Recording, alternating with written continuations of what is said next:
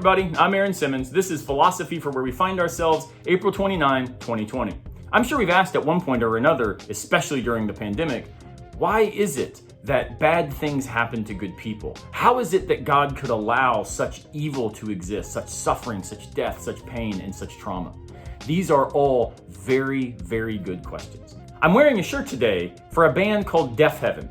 And I'm wearing this because I actually think this idea that heaven is simply deaf to our cries is something that we have to be thinking through for anyone who believes in any conception of God in light of such trying times as the pandemic. Now, this idea, of course, links up with ancient traditions, in particular the Hebraic tradition of the lament, the crying out to God from the wilderness, saying, God, how long will you allow us to suffer? How long will you allow us to go through these trials? Where is your saving power? Where is the good that you embody? In philosophy, the problem of evil is often offered as an objection to the truth of theism. And over the next few days, we'll consider different responses to the problem of evil. Today, however, all I want to do is set it up, let you understand the bite of it so we can sit with it for today and tomorrow return to it and think through some classical strategies that have been offered as potential replies. Now, the problem of evil is actually very simple to understand. It consists of three claims. And these three claims for theists all seem to be true, and yet it seems, says the critic, that they are incompatible with each other. One has to be false in order for the other two to be true. The first claim is simply that God is omnipotent, all-powerful. Now, this means that God has the ability to eliminate evil. If God is all-powerful, then we would expect that evil would be eliminated simply due to God's capacity to do so. Premise 2 is that God is all good, omnibenevolent.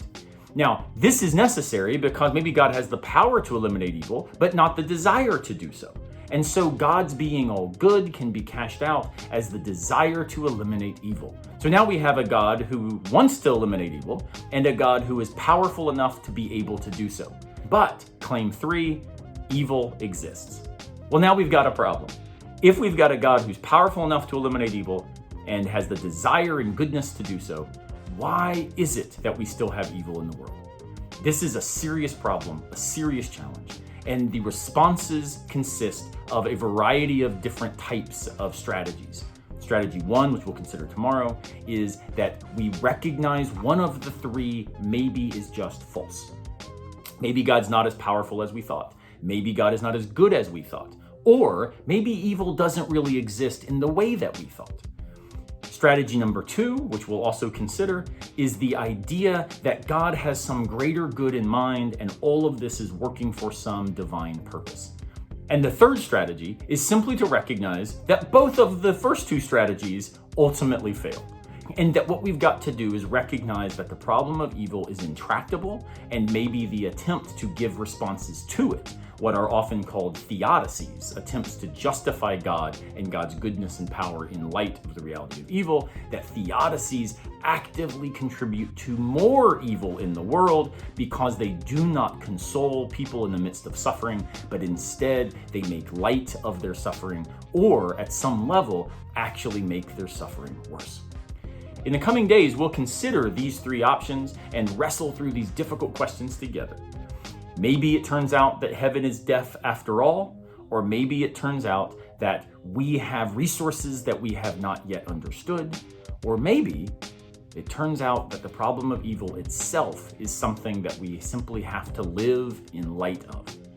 We'll see. I hope to see you then, unless a piano falls on our heads.